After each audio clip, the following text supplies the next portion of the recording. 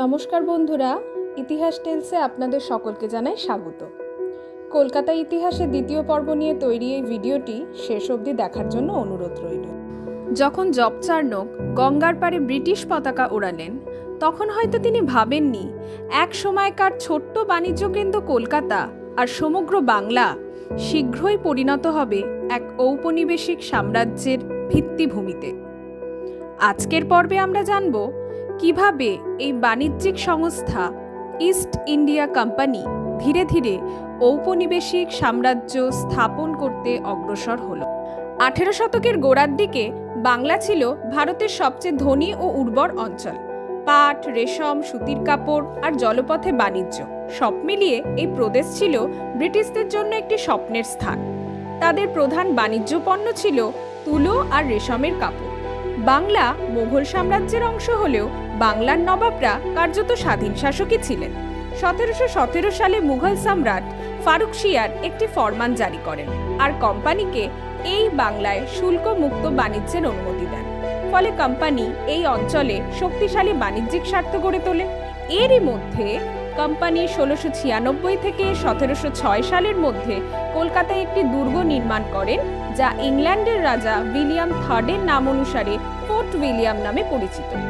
এটি প্রতিরক্ষা ও প্রশাসনিক কাজের জন্য নির্মাণ করা হয়েছিল। তারপর 1756 সালে বাংলার নবাব আলীবর্দী খানের মৃত্যুর পর তার নাতি সিরাজউদ্দৌলা বাংলার নবাব হন। তরুণ এই শাসক প্রথম থেকেই ব্রিটিশদের কার্যকলাপে সন্দেহ প্রকাশ করেন। কোম্পানি অতিরিক্ত সুবিধা নিচ্ছিল, কর ফাঁকি দিচ্ছিল এবং গোপনে বাংলার অভ্যন্তরীণ রাজনীতিতেও হস্তক্ষেপ করেছিল। যেমন সিরাজউদ্দৌলার প্রতিদ্বন্দ্বী ঘসেটি বেগমকে সমর্থন করা থেকে শুরু করে বাংলার রাজনৈতিক অপরাধীদের আশ্রয় দেওয়া, যা নবাবকে ক্রুদ্ধ করে তোলে। এমতাবস্থায় নিজের সার্বভৌমত্ব বিপন্ন মনে করে নবাব 28 জুন 1756 সালে সদল বলে কলকাতার ফোর্ট উইলিয়াম আক্রমণ করেন ও তা দখলও করেন। সহজ জয় উদযাপন করতে তিনি কলকাতার দায়িত্ব মানিকচাঁদকে দিয়ে মুর্শিদাবাদে ফিরে যান।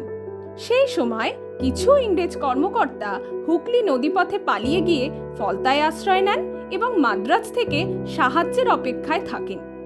এই পতনের খবর আগস্ট 1756 সালে মাদ্রাজে পৌঁছানোর পরই 16 অক্টোবর অ্যাডমিরাল ওয়াটসন ও রবার্ট ক্লাইভের নেতৃত্বে একটি শক্তিশালী সেনাদল রওনা হয় কলকাতার উদ্দেশ্যে।